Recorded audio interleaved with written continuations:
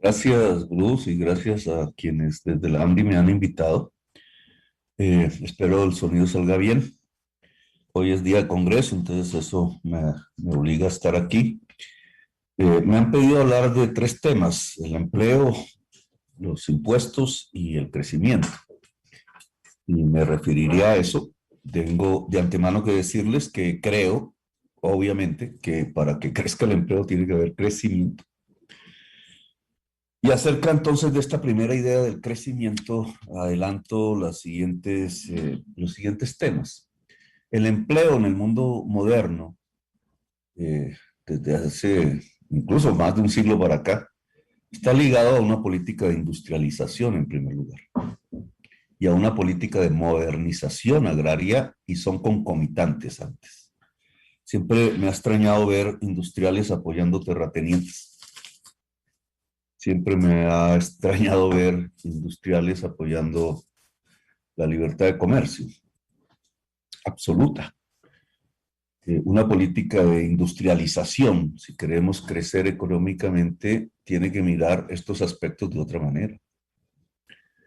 La teoría desde hace 2 siglos por lo menos indica que un mundo rentístico va en contra de una política de industrialización acelerada. Y un mundo rentístico nace de la posesión de tierras de manera improductiva, que genera urbanas o rurales, el crecimiento de rentas que cada vez se vuelven más financieras. La renta vieja de la tierra hoy es una renta de los bancos. Y una política de absoluto libre comercio internacional trae aparejado necesariamente el que las ventajas comparativas actúan, y las ventajas comparativas en Colombia nos han reducido a una economía raquítica que se cimenta alrededor de la cocaína, del carbón y del petróleo, lo que yo denomino la economía fósil.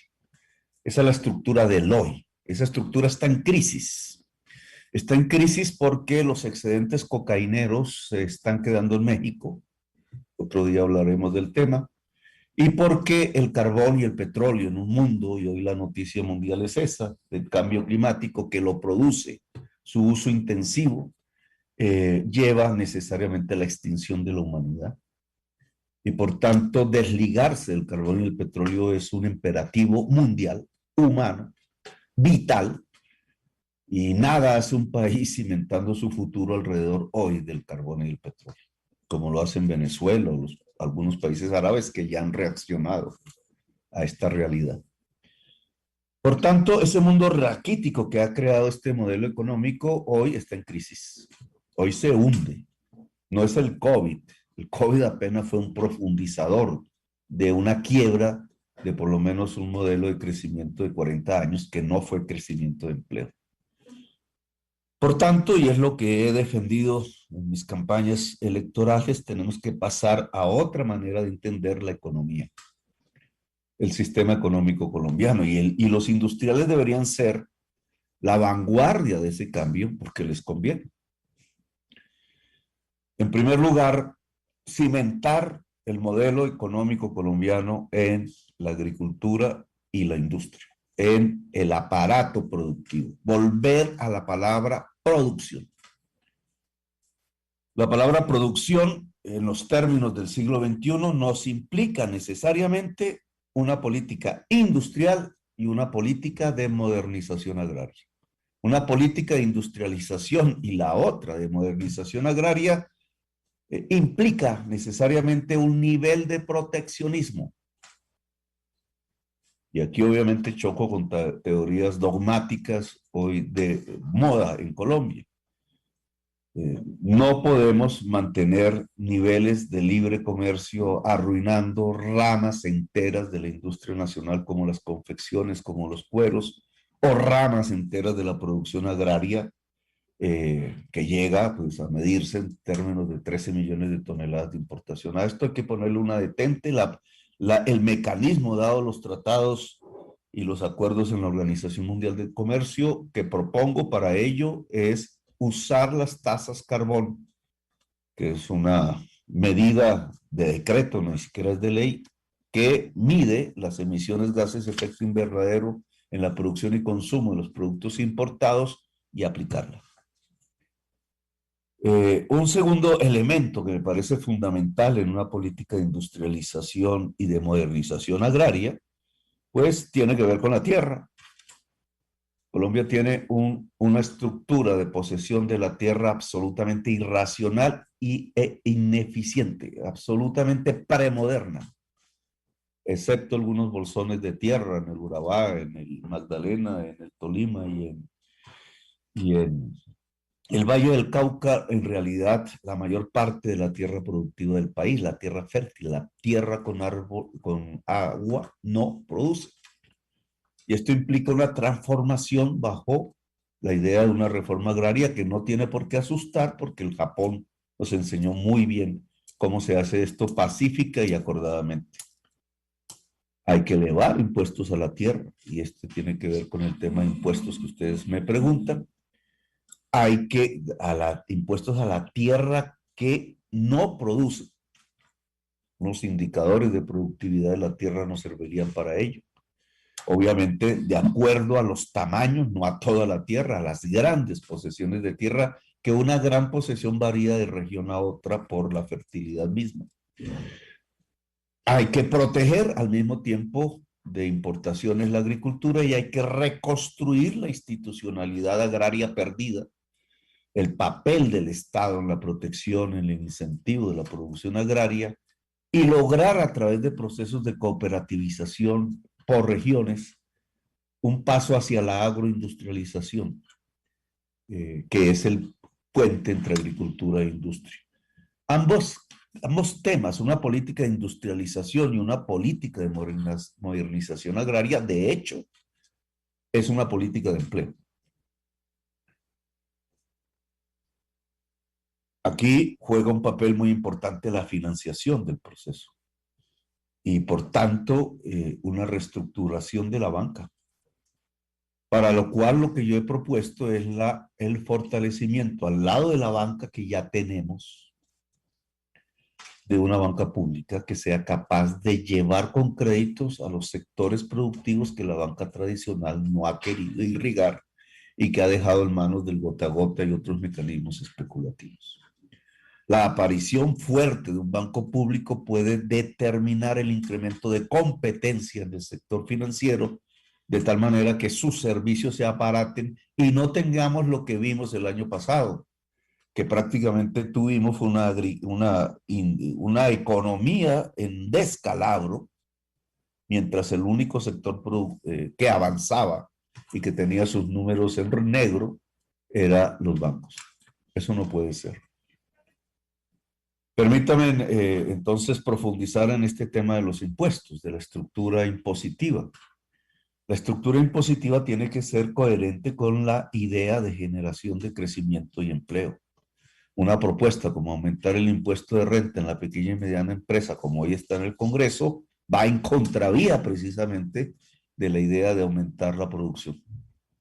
Los impuestos no deben gravitar sobre la producción, sino sobre los patrimonios improductivos, tratando de llevarlos a la producción. La tierra es uno de estos, que pongo ya como ejemplo. Hay otros muchos. Con el debido respeto con ustedes, incrementar el impuesto sobre dividendos fortalece la empresa, la capacidad de inversión y, en estos momentos, por tanto, el crecimiento y el empleo. Colocar las tasas a la importación fortalece la producción nacional y, por tanto, el crecimiento y el empleo. Colocar impuestos que desestimulen la salida de capitales, como el de remesas, nos ayuda a aumentar la producción en Colombia y, por tanto, el empleo. Quitar impuestos, por otro lado, como, y voy a escribir estas dos tesis fundamentales, como una disminución del impuesto a la renta de manera progresiva en las empresas productivas, que se cambia por el incremento de dividendos, que a su vez también fortalecen las empresas productivas, nos ayudaría en este campo. Una disminución de impuestos de renta de manera progresiva, es decir, más para la pequeña y mediana industria y empresa. Y también un aumento entonces del impuesto a la persona natural, que el dividendo tiene algo que ver con esto. Y por otra parte, una propuesta alrededor de los llamados parafiscales.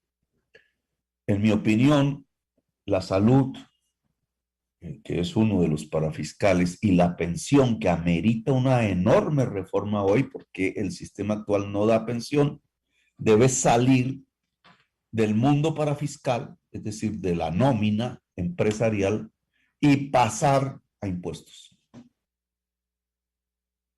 Esto nos ayudaría, por una parte, a financiar nuevos modelos de salud y de pensiones, que sería un tema de otra conferencia. Pero también nos ayudaría a volver ventajosa la producción en Colombia, por lo menos de manera relativa con el exterior.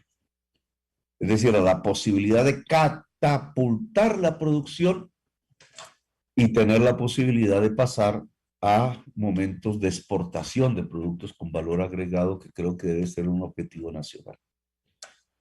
Finalmente, el empleo, que obviamente si cambiamos de un raquítico modelo económico cimentado en las industrias, en la extracción, que no es una industria, y en la cocaína al final, y pasamos a un modelo productivo cuya productividad depende del conocimiento social, del intelecto general de la sociedad. Y esto nos lleva pues, a una política educativa que también he defendido, la necesidad de la educación superior pública de calidad y gratuita para el conjunto de la juventud. La sociedad necesita elevar sus niveles de conocimiento para elevar la productividad. Pero si nos metemos en un modelo de la producción y no de la extracción, como propongo, lo que tenemos automáticamente es un incremento del empleo en Colombia. Porque el indicador de empleo en la extracción es bajísimo y el indicador de empleo en la industria y la agricultura es altísimo. Pero adicionalmente a eso, y dada la crisis, tenemos que tener unas políticas adicionales de empleo de urgencia. Y para ello, el empleo garantizado por el Estado. El empleo garantizado por el Estado implica que centenares de miles de personas, jóvenes y mujeres, fundamentalmente puedan ser empleadas en una serie de tareas necesarias para la sociedad, pero que no brinda el mercado. Por ejemplo, reforestar. Por ejemplo, la construcción de bienes comunes. Por ejemplo, el cuidado de la niñez. Por ejemplo, la política de seguridad en el hogar de manera territorial. Una política de empleo garantizado que ameritaría una respuesta a una pregunta. ¿Y cómo se financia? Pues se financia con una reforma tributaria progresiva tal cual la he mencionado aquí, quitando exenciones tributarias y pagando, por tanto, los impuestos de ley. Y yo he adicionado, porque habría que hacer un capítulo, si el próximo gobierno tiene COVID y se agrava, no se mejora, es un escenario que hay que tener en cuenta. Las políticas de urgencia de financiación que ha hecho Estados Unidos, la Unión Europea y el este asiático han sido eficaces. Hoy lo vemos en los números. Su manera de tratar la situación económica durante el COVID ha fortalecido la economía china y ha fortalecido la economía de Estados Unidos y no permitió el aumento de la pobreza en Europa. Esa política hay que implementarla en Colombia. Implica, en cierta forma, emisión, lo dicho, de manera transitoria y en urgencia, si hay una profundización del COVID en Colombia y en el mundo. Si eso no es así, no es tan necesario. Tenemos es que centrarnos en un nuevo modelo tributario progresivo y con un sesgo que permita el crecimiento productivo y el crecimiento de empleo y desestimule los patrimonios, y alguien diría los capitales, yo les llamo dineros, improductivos. Bueno, creo que hemos agotado el tiempo. Muy amables, gracias. Muchas gracias, doctor Gustavo Petro, muchas gracias además por el cumplimiento del tiempo. Le sobraron 20 segundos a usted, de manera que realmente para nosotros es satisfactorio porque nos permite manejar la agenda. De manera que con esto terminamos las presentaciones de precandidatos del día de hoy. Tuvimos 5 precandidatos, tuvimos al doctor Enrique Peñalosa, tuvimos